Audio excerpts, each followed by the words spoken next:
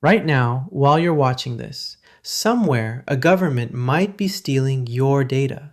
Not to read it today, to read it in 10 years. That's the quantum computing problem, and it's not science fiction, it's happening. Here's the setup. Every time you check your bank account, send a text, or buy something online, your data gets locked with encryption, basically a digital padlock made of math. Not metal, math.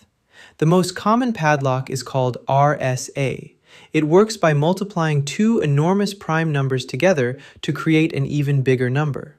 Your computer knows the two primes. The bad guys only see the giant result. And here's the trick. Multiplying is easy. Reversing it, figuring out which two primes were multiplied, is brutally hard. So hard that even the world's fastest supercomputer would need longer than the age of the universe to crack a well-built key.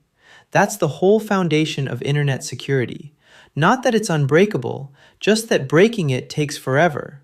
You'd think forever is a pretty safe number to bet on. Here's where it gets weird. In 1994, a mathematician named Peter Shor proved something that should have set off alarms worldwide. He showed that if you had a powerful enough quantum computer, a computer that uses the bizarre rules of quantum physics instead of simple on-off switches, you could crack that same padlock not in billions of years, but in hours. Wait, what? Hours? Yeah.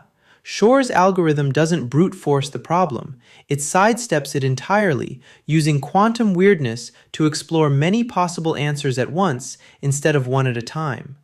The math community has known for 30 years that this works. It's not a theory, it's proven.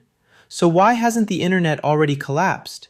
Because building the quantum computer capable of actually running that algorithm on real encryption is monstrously hard. You'd need millions of stable qubits, the quantum version of a computer bit, all working together with almost zero errors. Today's best quantum computers have a few thousand qubits, and they're noisy, fragile things that lose their quantum state if you so much as look at them wrong. So here's the twist you didn't see coming.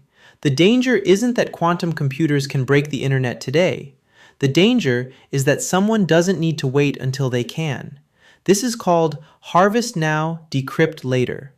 Intelligence agencies and hackers can scoop up encrypted internet traffic right now, emails, medical records, state secrets, and just store it, encrypted, useless, for now.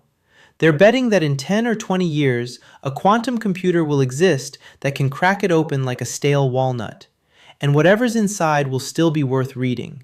Think about what that means.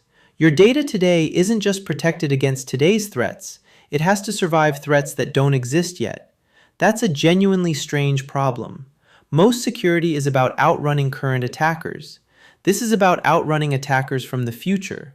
So what happens if, or when, that quantum computer arrives? RSA breaks. Elliptic curve cryptography, the padlock protecting most of your phone's apps and browsers, breaks too. Basically, any encryption based on "this math problem is too hard to reverse" becomes obsolete overnight, because quantum computers don't play by the old rules. But, and this matters, not everything falls.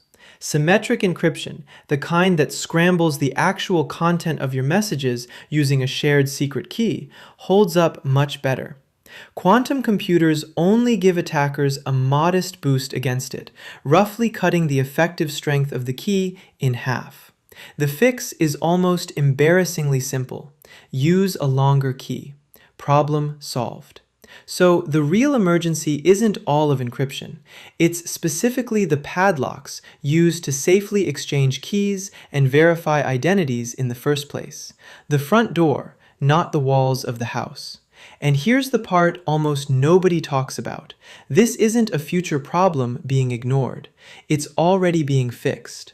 In 2024, NIST, the US agency that sets official technical standards, finalized a new generation of encryption specifically designed to resist quantum attacks.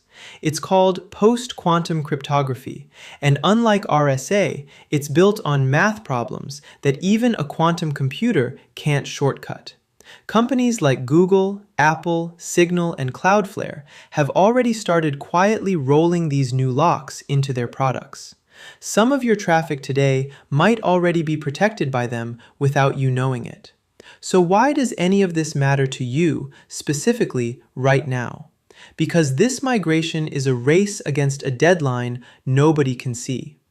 Every piece of sensitive data you've ever sent, your medical history, your financial records, your private messages, might already be sitting in someone's storage, waiting. The clock on that data started ticking the moment you hit send, not the moment quantum computers get powerful enough. And here's the honest part. Nobody actually knows when that moment arrives. Some researchers think a quantum computer capable of this could exist within a decade. Others think it's 20, 30 years away, or maybe further. A few serious skeptics think it might never happen at scale. This is genuinely, actively debated among the people building these machines. Anyone who tells you the exact year is guessing. But here's the thing worth sitting with. For the first time in the history of the internet, we're not defending against an attacker who exists.